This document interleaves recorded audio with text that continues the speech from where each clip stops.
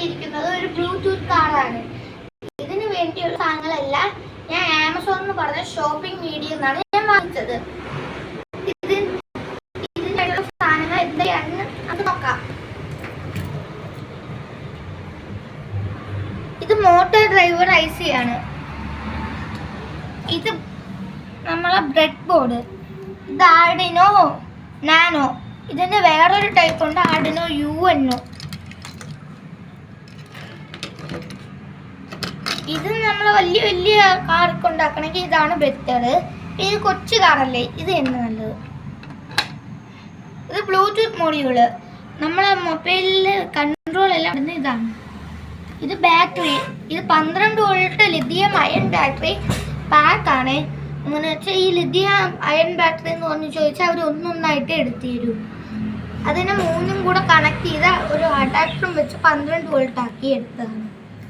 ഇത് നമുക്ക് ആവശ്യമില്ല. ഇത് ultrasonic sensor, servo motor and holder. യഥാർത്ഥത്തിൽ അൾട്രാസോണിക് സെൻസർ കണ്ട് ഇങ്ങനെയാണ് ഇരിക്കുന്നത്. ഇത് ഈ ഹോൾഡർ ഘടിപ്പിച്ചുകൊണ്ട് ഏതാണ്ട് ഇങ്ങനെ ഇരിക്കും. ഈ ഹോൾഡറിന്റെ കൂടെ ഫ്രീ കിട്ടിയതാണ് ഇത്. ഇത് ഗിയർ മോട്ടർ. അല്ല 2-3 വയർ അല്ല 2 പിന്നുണ്ട്. അതിൽ 2 വയർ വെച്ച് സോൾഡർ ചെയ്തെടുക്കണം. പോസിറ്റീവ് നെഗറ്റീവ് സോൾഡർ ചെയ്ത് തരാൻ പറഞ്ഞാൽ മതി, അവർ സോൾഡർ ചെയ്ത് തരും. ഇതിന്ന് 2 പോസിറ്റീവ് ആണെങ്കിൽ റെഡ് കളറിലിരിക്കും. ആ റെഡ് കളർ എടുത്ത് ഇതിൽ ഔട്ട് 2 ഔട്ട് 1 അങ്ങനെ കൊടുക്കണം. Out 2 positive, out 1 negative. 2 അതുപോലെ കൊടുത്താൽ മതി. പിന്നെ ഈ മോട്ടോർ ഡ്രൈവർ ICന്ന് ഇവിടെ കണക്ഷൻ മതി. ഇതിൽ 2 ഇതുണ്ട്. അത് വേണ്ട, നമുക്ക് ഇതിലൊരു ക്യാപ്പ് വരുന്നുണ്ട്, അത് ഇടയ്ക്ക് കളഞ്ഞിട്ടേ എടുക്കാവൂ. ഇതിൽ 2 എക്സ്ട്രാ വരുന്നത് വേണ്ട. അത് നേരെ ഇതിലുള്ള വയേഴ്സ് എല്ലാം ഇങ്ങനെ കൊടുത്താൽ മതി. അങ്ങനെ വെച്ചാൽ ഇത് നമ്മളെ പ്രോഗ്രാം ഉണ്ട്. ഇത് കമ്പ്യൂട്ടറിൽ വെച്ച് പ്രോഗ്രാം കയറ്റും. ഇതാണ് കേബിള്. അതിൽ പ്രോഗ്രാം കയറ്റും. ആ പ്രോഗ്രാമിൽ അടിച്ചു കൊടുക്കണം. നമുക്ക് ആ കടയിൽ കൊടുത്താൽ മതി, അവർ പറഞ്ഞു തരും. പിന്നെ ഇത് ബ്ലൂടൂത്ത് മോഡ്യൂൾ. ഇതും അങ്ങനെ തന്നെ പ്രോഗ്രാം കയറ്റി അടിക്കണം. പക്ഷേ ഇതിൽ VCCയും പിന്നെ GNDയും ഇവിടെ പ്ലസിലും മൈനസിലും കൊടുത്താൽ മതി. ആർഡിനോയിലും അങ്ങനെ തന്നെ VCCയും GND എന്ന് പറഞ്ഞ പിന്നുണ്ട്, അതും പ്ലസിലും മൈനസിലും. ഇതിൽ വേണ്ട, VCCയും GNDയും ഇല്ല. ഇത് തെർമോസ്റ്റാറ്റും കൂടെ ഉണ്ട് കോമ്പണൻസിൽ. ഇത് നമുക്ക് ആവശ്യം ഉണ്ടെങ്കിൽ ഇട്ടാൽ മതി. ഇത് അതുപോലെ തന്നെ VCCയും 12 വോൾട്ടും GND എന്ന് പറഞ്ഞാണ്. ഇപ്പം 12 വോൾട്ടും GND അങ്ങനെ 12 വോൾട്ട് പ്ലസും GND മൈനസും അങ്ങനെ ഇട്ടാൽ മതി.